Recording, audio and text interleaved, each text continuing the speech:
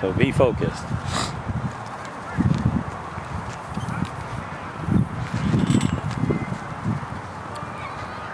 Hi, my name is Miller Rhodes.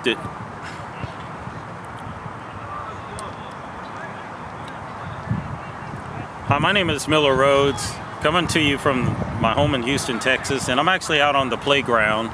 My daughter is out with my wife in the background, and what I want to talk to you about today.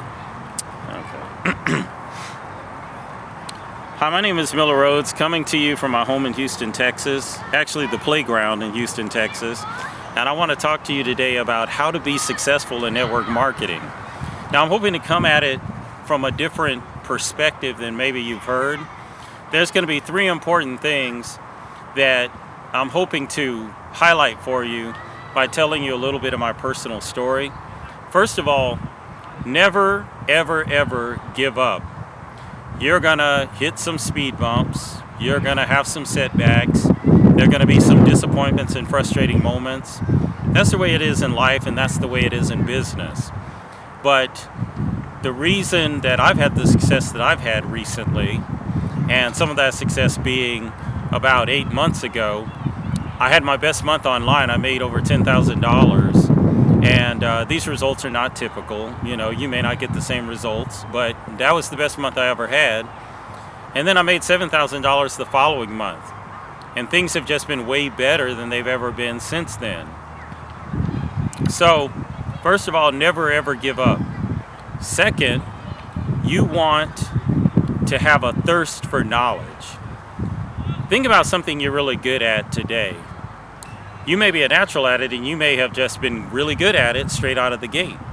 But even at that, in order to get even better at it, you probably had to practice. You probably liked it. Maybe you're real good at basketball. Maybe you're a real good salesman. You may have some natural talent, but you probably got even better at it by practicing and by learning and by studying and by looking at people who are maybe better at it than you were and emulating some of their habits, practice habits, doing some of the things that they did, reading some of the books that they read, those kinds of things. So what you want to do is you want to allocate a certain amount of time every day to reading books, watching videos, learning more about how to market in the home business industry, in the online business industry. And then the third thing is pick some form of marketing that looks interesting to you, that you want to do. In some home business, there's the 3-foot rule, where you go up to people and you actually talk to them in person. Then there's marketing on social media, Facebook, Instagram. Maybe you love social media. Maybe you want to market in social media. Then there's paid traffic. If you got a little bit of money and not a lot of time, you can learn to do pay-per-click advertising. When you're on Google or you're on Bing, you see these little paid ads on the side. And basically, people have paid for those ads to appear there. So you're going to want to pick some form of marketing, work really hard at it, and get good at it. And then once you're really good at one form of marketing, you can branch out. And the truth of the matter is, you just have to keep at it. And if something doesn't work, maybe keep a journal, write down that didn't work, and try something different. That's what I had to do. I got really good at pay-per-click advertising, but I went through a lot of money, went through a lot of time learning how to do that. And as I made mistakes, I got even better at it. So those are the three things, and I'm hoping my story will illuminate for you. Where it all started was in '92. I just graduated with a college degree, but in mechanical engineering. And I knew that I didn't want to work for somebody else for the rest of my life. So I had my first job. I'm coming out to the parking lot, and I find this little card on my car that had a 1-800 number. And it had a really crazy phrase about if I wanted to earn 30 to 50 grand a month. Something that was just unbelievable to me at the time, but I had to find out what it was. So I called the 1-800 number, listened to the message, and this is what people did back then. I don't even think there was really a lot going on in the internet back in '92. Not a lot that I knew about. So, I called the number. I left my name and number, and then I ended up going over to somebody's house and watching a video, because that's what you had to do in network marketing back then. You had to send people audios through the mail, or give them an audio to listen to, or bring them over to your house to watch a video. And are you gonna let strangers come over to your house today?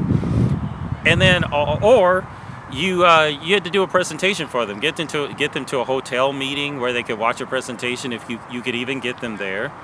And most network marketing is still done that way today. A very small percentage of it, even though it gets a lot of attention, is done online. So I ended up watching this presentation, putting $300 on my credit card, and joining this nutritional company, because I was really oriented towards health and nutrition. I was really into that. And I spent the next 4 years pretty much spending more money than I made. And the people who I joined with were not real experts in network marketing themselves either. And the things that you were taught to do back then, that was not in my comfort zone, and it was not in my wheelhouse. I would, even as I worked at it, I was so scared of walking up to strangers, and didn't have enough money to send out a load of tapes to people. It just didn't work real well for me. So what I did at the end of that 4 years is I left it alone for a while, and then I found this new company. So in this new company, it was this company involving websites and domains. And at the time, I was unemployed, and it was $10 a month to be a part of this program. So that was really cool. And I joined this program, and this was back when you could get away with spamming people. And as it turns out, the person who sponsored me into that business was a very prolific spammer. So she taught me how to do that, and I actually had some success with that company.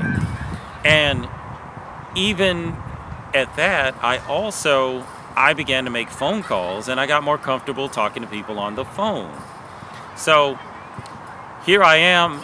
In the first opportunity, I was afraid of talking to people, but I got a little bit more comfortable with it. Didn't have a lot of success. Then in this new business, I had a little bit more success spamming people. But then they started cracking down on spamming on the internet, and I couldn't do that anymore. And I got this business to where I was earning about $1,000 a month.